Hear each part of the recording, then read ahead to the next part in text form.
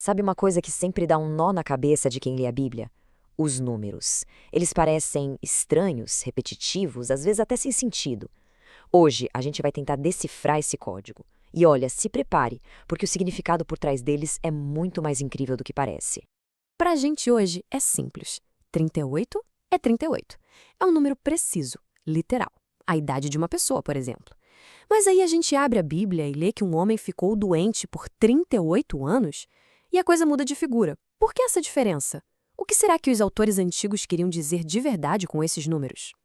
Então, a chave para desvendar isso tudo é entender que, para a mentalidade daquela época, um número podia ter três funções completamente diferentes. E a gente vai explorar cada uma delas para, finalmente, falar a mesma língua que esses textos estão tão antigos. A nossa jornada começa justamente aqui, nesse conflito entre o jeito como a gente usa os números hoje e o jeito como eles eram usados milhares de anos atrás. Vamos começar pelo mais fácil, tá? Pelo terreno que a gente já conhece bem. A forma mais direta e simples que a Bíblia usa os números e que todo mundo reconhece na hora. Pois é, nem tudo é um grande mistério. Muitas vezes, um número na Bíblia é só um número mesmo, uma quantidade literal. A Bíblia está cheia desses exemplos que nos dão dados concretos. 3 anos de seca são 3 anos de seca. 12 governadores são 12 governadores. Simples assim, sem segredo. Só que, se fosse só isso, não teria graça, né? Essa interpretação literal não explica nem de perto aqueles números mais esquisitos que ficam se repetindo. É aqui que a história começa a ficar boa de verdade, porque tem muito mais coisa debaixo dessa superfície. E é aqui que a coisa fica fascinante.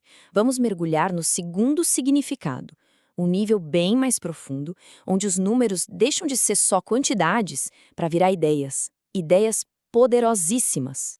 Vamos começar com um clássico que aparece o tempo todo, o número 40. Porque ele é tão, mas tão recorrente. Olha, quando o número 40 aparece na Bíblia, a ideia quase nunca é de precisão matemática.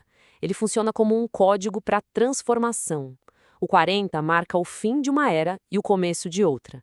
Seja no dilúvio, na jornada pelo deserto ou no jejum de Jesus, viu o número 40, pense em mudança. Seguindo em frente, vamos pegar outro número-chave, talvez um dos mais famosos e importantes de toda a Escritura. O número 7 é o símbolo da perfeição, do que é completo, total. Só no livro do Apocalipse ele aparece 54 vezes para descrever coisas divinas. Mas, e isso é muito interessante, ele também pode representar a perfeição do mal. É um número de totalidade, que vai muito além de uma simples contagem. Agora, vamos para um número que não representa a perfeição, mas sim um status muito especial, quase uma identidade. 12 não é só uma dúzia, é o número da eleição, as 12 tribos de Israel, os 12 apóstolos. Quando se diz os 12, não se está apenas contando um grupo de homens. É quase um título, uma forma de dizer os escolhidos. É uma identidade e não uma contagem. Tá. E o que a gente faz com um número gigante e que parece tão específico como este aqui, lá do Apocalipse? Isso aqui mostra de um jeito brilhante como esses símbolos se combinam. 144.000 não é uma lista de chamada celestial, é um cálculo simbólico. Pensa comigo, 12, o povo eleito do Antigo Testamento, multiplicado por 12, o povo eleito do Novo Testamento, multiplicado por 1.000, que simboliza uma multidão incontável. O resultado? A totalidade do povo de Deus de todos os tempos. É genial. Ok, se os símbolos já pareceram fascinantes, se prepara para a última revelação, a mais surpreendente de todas. Um verdadeiro código secreto escondido bem na nossa frente. O nome disso é gematria. A lógica é a seguinte: em hebraico e em grego, as línguas originais da Bíblia, não existiam algarismos como os nossos. As próprias letras do alfabeto eram usadas como números. Isso quer dizer que toda e qualquer palavra tinha também um valor numérico. O exemplo mais famoso disso é o nome do rei Davi.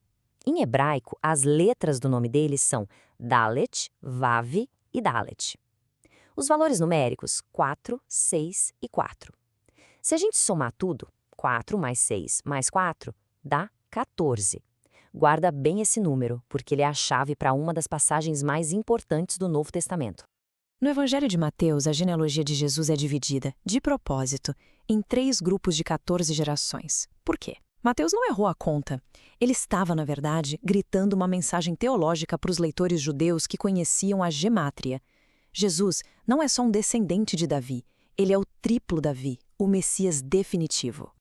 E essa lógica toda nos leva ao quebra-cabeça final, o número mais famoso e provavelmente o mais mal compreendido de toda a história. O próprio livro do Apocalipse dá a dica. É um número de um homem, ou seja, não é um símbolo místico do mal, é um código.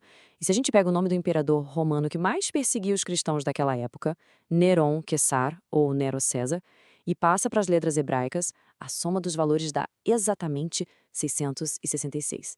Era uma forma de denunciar o tirano da época sem ser pego. Então, quando a gente junta tudo isso, o número como quantidade, como símbolo e como gemátria, nós ganhamos uma chave nova para entender não só a Bíblia, mas um monte de textos do mundo antigo. Essa citação resume tudo perfeitamente. Ler a Bíblia de forma literal, com a nossa cabeça de hoje, é tão sem noção quanto imaginar uma pessoa de 2000 anos atrás usando o nosso vocabulário. É preciso entrar no mundo deles para entender de verdade o que eles disseram. Isso nos deixa com uma pergunta no ar, não é? Se a gente estava lendo os números de um jeito tão diferente do que eles realmente significavam, que outras partes do mundo antigo a gente também pode estar interpretando tudo errado. A história é cheia desses códigos e símbolos, e aprender a decifrá-los abre uma janela completamente nova para o passado. O que mais será que está lá só esperando para ser decifrado?